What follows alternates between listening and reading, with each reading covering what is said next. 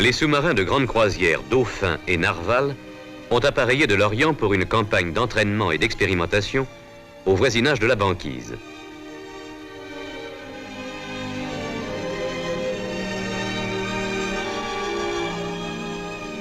Le bâtiment de soutien logistique Rhône, dont le rôle essentiel est de ravitailler les sous-marins en munitions, vivres et carburant et d'assurer leur réparation, va les rejoindre.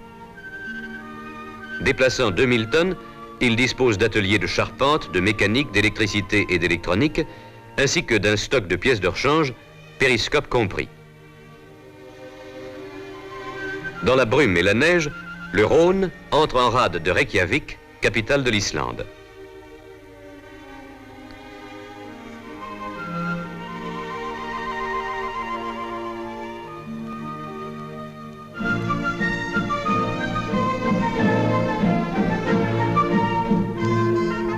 Les permissionnaires ont vite fait de lier connaissance avant de partir à la découverte de l'île.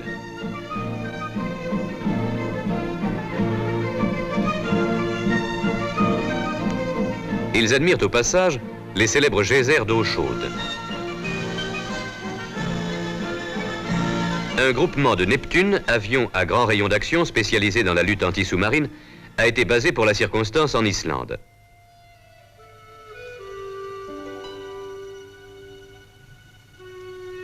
Fantomatique, le Dauphin sort de la brume au point de rencontre fixé avec le Rhône.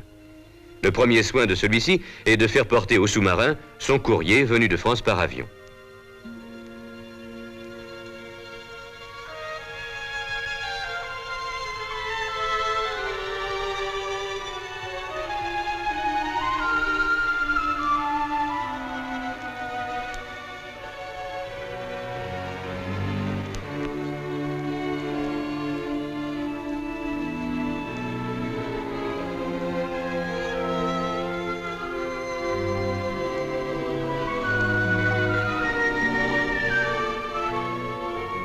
Adversaires déclarés des sous-marins, les Neptunes, pour cette fois, leur rendent. Ils viennent d'effectuer une reconnaissance du pack et de repérer les surfaces d'eau libre ou de glace mince dans lesquelles les sous-marins, pendant leurs incursions sous la banquise, pourront éventuellement faire surface. Après avoir recueilli ces informations, les sous-marins plongent pour retrouver des eaux calmes.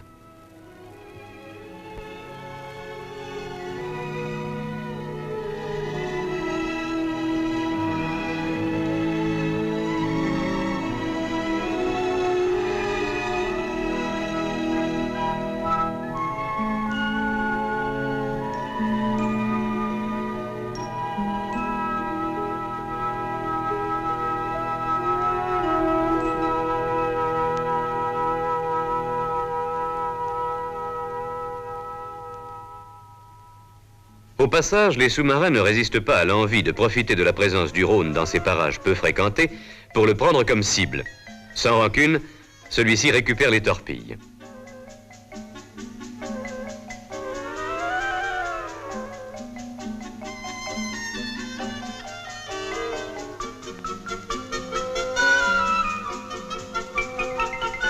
À bord, elles seront vérifiées et préparées pour d'autres lancements.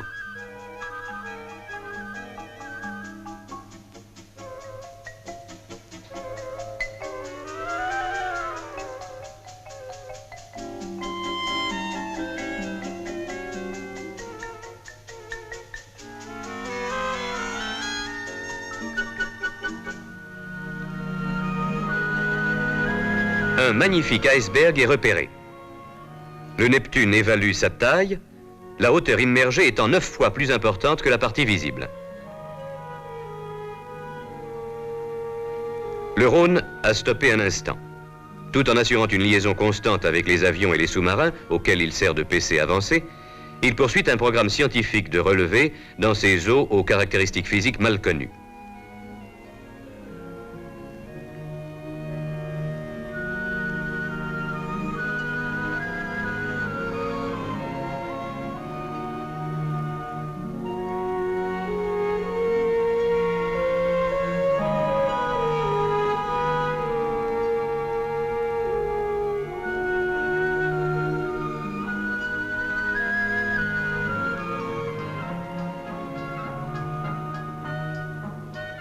Par ordre du seigneur Arcticus, alter ego septentrional de Neptune, tous ceux qui n'avaient pas encore eu l'honneur de franchir le cercle polaire sont baptisés.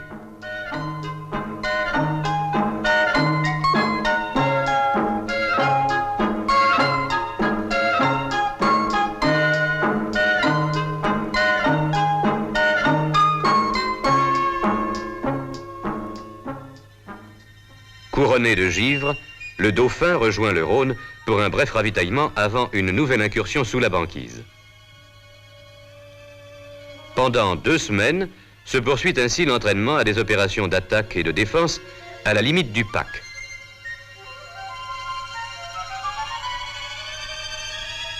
L'apparence huileuse de la surface indique que la température de l'eau s'est abaissée à -2 degrés.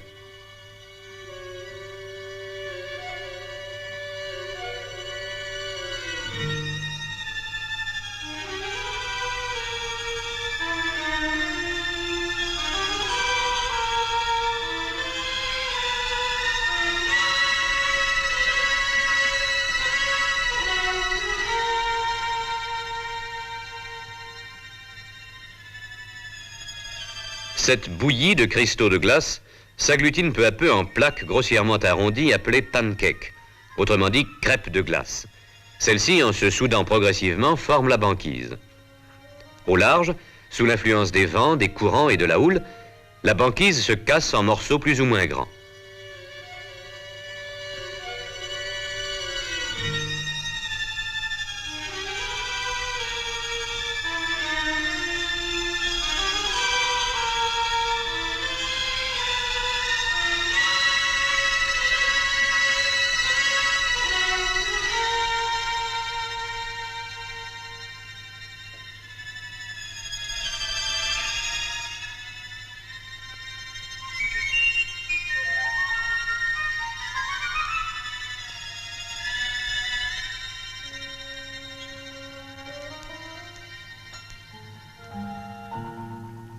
Au cours d'une brève escale devant la côte norvégienne, le narval et le Dauphin, qui viennent d'essuyer une tempête brutale, accostent le Rhône.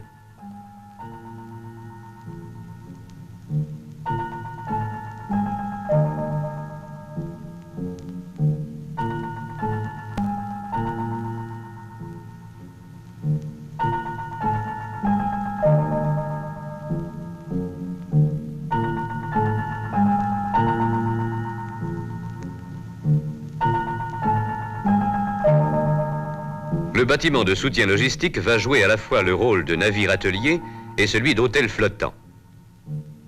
Tandis que les sous-mariniers, aux barbes d'1 mois, montent à bord pour effectuer une grande toilette et se dégourdir les jambes, on va réparer un dôme sonar en métal léger qui a souffert sous les coups de la mer.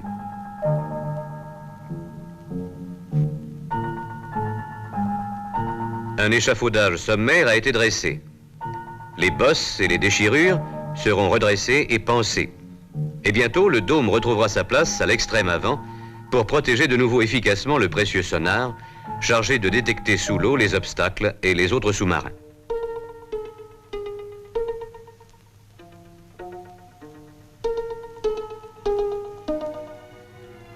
La croisière du froid s'achève.